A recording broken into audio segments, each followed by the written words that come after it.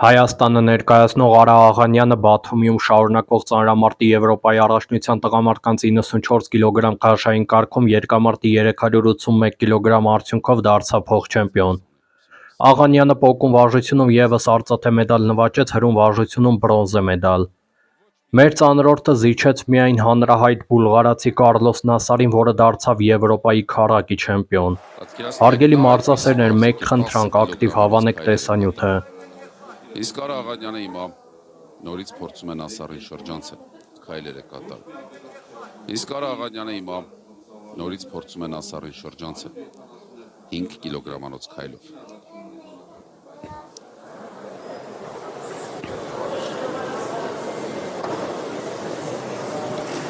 Ոգեց, կանգնեց, պահեց, բրավո, բրավո, բրավո, միայն ծափահարություններ։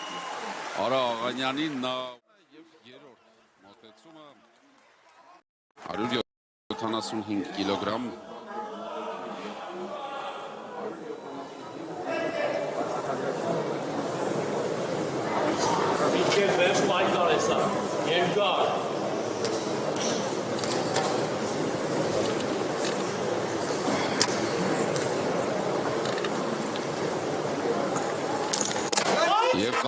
Եվ կանգնել այստեղ միայն ծափահարություններ,